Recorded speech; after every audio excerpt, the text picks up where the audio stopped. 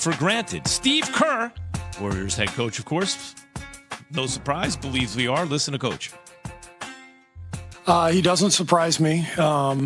We all take him for granted because he's brilliant night after night, and we've been watching this for 10 years. And we just, you just have to remind yourself every once in a while, big picture. This is one of the great players in the history of the game. But that's how I felt, back when in my playing days, with Michael Jordan. You'd see it night after night, so you just took it for granted. So that's how it is with Steph. It's over and over and over again. And the resilience and the work that goes into that and the focus, it's incredible to watch. He being taken for granted, Jay? I mean, not by me. I mean, Max, I think you took him for granted. Not in the slightest. No. Well, I think people, and this is what I mean by that. See, for me as a player, I see certain things that are so different. I don't need accolades to determine the greatness that I'm seeing. I feel for certain people, they validate the greatness level, but as a player who understands the nuances and how difficult it is to win, like even my sophomore year of college, I was 29, like 28 in the tournament. We still could have lost. We were down double digits multiple games. So if it wasn't for some of my teammates getting hot at certain times, I'm never a national champion. So I understand how difficult that is to do. But watching him, and I've said it before, he's revolutionized the game differently than any other player in the history of the sport, other than maybe like Wilt Chamberlain. Kareem in college, yeah. Right? One of those guys.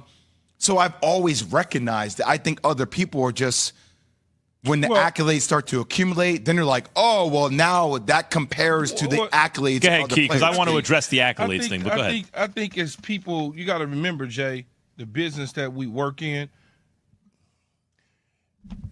the athlete, he's already validated for the athlete a long time ago. When he first started hitting shots from across the court, winning championships, he's already validated. We are always going to do that. The accolades, that doesn't mean anything to us as much as it does people that have never been on the court, been on the field, on the diamond, on the rink. It's different because they look for certain things. Us as athletes, we look for certain things. His ability to change the game, his ability to be a leader, his ability to do the things that he's capable of doing, like we saw yesterday, scoring 50, getting 8 boards at his size, let alone the 6 assists. Those sort of things we appreciate and understand. They like to see the accolades because of conversation, who's the best and who's the this and where do you rank him at? Opposed to when we see it, we're like, well, come on, man. Who got next? I want him. That's the way we look at it. Right. Totally different. I want to address the accolades thing, Jay. Back in 2016, I was doing Sports Nation with Marcellus Wiley, and I was arguing, look, in any other era, LeBron James would be the best player in the game. But look what Steph is doing. The rules of this era and the way the game is played, even though it's unfair because it's only right now, it wouldn't have been 20 years ago, but right now, Steph's the best player in the game. Even better than LeBron. Look what he's doing. He was the unanimous MVP that year. Mm-hmm. And then the finals roll around, and his scoring offense is diminished, right? But the team is winning. And there were people who were arguing, look, man, he's not quite playing. And I was like, no, he's letting the game come to him when he's drawing attention, he's making the right play, and his team is up and all this. And then things happen and it gets down to a game 7, right? And I was there at Golden State, game 7. I bought tickets so I could root, right? I'm not going to sit in the press box. And I got great seats, center court, the whole thing.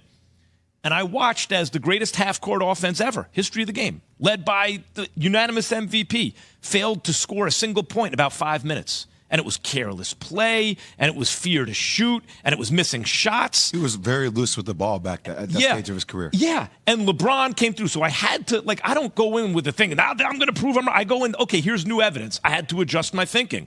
LeBron imposed himself, right? And Steph, not quite, not yet.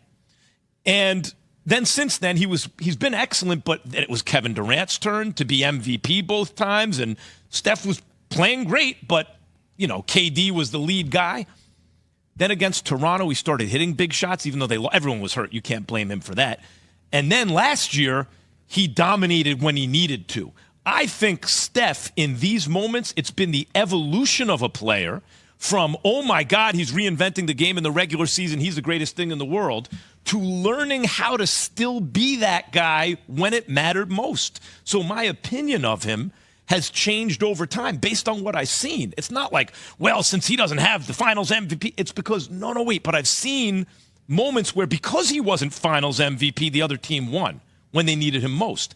That's why I said what I said back then about him, and that's why I feel differently now, because I see him do it. They didn't have to win that game last night. He took over. He said, no, the Aaron Fox was looking like he's Mr. Clutch, and Sabonis is playing, as I said, to start the second half, and Steph said no, and dropped 50. Yeah, I guess I just go back to, like, and I know that it's not linear, Max. I know there's a journey to the approach, and you get different data points as the journey continues about your overall thesis. There's just sometimes as a player, I see things, I almost cursed. I'm like, that's so different. Because I guess, Key, like, I was molded by the details of the game. Like, and I've worked on the craft for so long and so hard to be able to do certain things. I'm like, that is something that nobody else in the game of basketball can do. So for me, automatically, that translates to a hierarchy, regardless of whether that ever shows its face in the biggest game on the biggest stage, because I know sometimes how difficult it is to actually get there. Hold on. I have a question about that. Are you saying that people like me who are kind of creating these broad narratives are overgeneralizing about these moments where they don't score in the last 5 minutes, and he's always been that guy? Or do you agree that he has his kind of, for lack of a better phrase, level of clutch performance in those situations has changed? Well, level of clutch performance to me is different than what the package looks like. Now you're talking about different varieties within the skill pack overall, right? Mm-hmm. So, like, for me, like, you can have players that are so skilled or so talented, but they may not be clutching those biggest. Like, that's a different data point. Mm-hmm. But for me, the skill package in the beginning and watching the maturation of the clutchness, it's like that. I've never seen that before. And he's been clutch before. And not only that, when you talk about the last few minutes of a game and maybe he's not getting the touches or maybe the shots aren't falling, that doesn't make him less of a player. Yeah. It does not. Just because it's not happening at that moment in time. Sometimes the other side, they play well too, because they do get paid and they are professionals. And sometimes they can get in the way. But it doesn't. Yeah. Michael Jordan has had bad moments too, man. Agreed. Let's not act like LeBron James didn't have bad moments, and Michael Jordan and Magic Johnson and Larry Bird. When you're great, you're gonna have bad moments. That's just the reality of it. But Key, I think the biggest data point that I hit on earlier that, Key, you may not even understand this because you're 6'4", like you're a big wide receiver. But I'm small on the basketball court. On the court, You're giving him pound for pound credit, right? It's so different being my size, or even if you're slightly taller than me, doing what Kevin Durant or Michael Jordan or Magic Johnson. Like, people look at me like, oh, you're a little bit taller than what I thought. I'm like, yeah, because when I'm on the court, I look tiny. I look like a baby. So that adds to the level of greatness, because you recognize if LeBron James is guarding you on the perimeter, he can back off you a good foot and a half and still get his hand up. Get his hand up and contest late and guard you. So to get your shot off, like, think about it. Like, the way they teach you to shoot is you hold your foul. How pretty is it when you watch Reggie Miller shoot? Like, all right, Reggie Miller is 6'6". I was about to say, right? Reggie Miller, he tall as hell. Man. He's so Kobe, tall. 6'6". Like, so all of a sudden you're watching these guys like, man, it looks so pretty. But you see Ray Allen, 6'5". He's so different. He's taller. Like, this guy's like a slingshot. It's like David versus Goliath. But if Bryce Young turns out to ball out and somehow stay healthy, it makes it different. I get it. But if he comes up against just a big defense that's too big and he loses to a bigger guy, size does count. But if he dominates, doesn't he get extra credit for that? Well, that's the question. Do you give Steph kind of pound for pound credit? And my point is, now you don't have to. He's just the best player in the game. But what I'm saying, pound for pound or otherwise. You do. You still in combination with being the best player in the game. I see what you're saying. It goes up a different notch. There's more to talk about. 888-SAY-ESPN 729-3776. And by the way, is it Steph or Jimmy Butler who imposes their will on the game?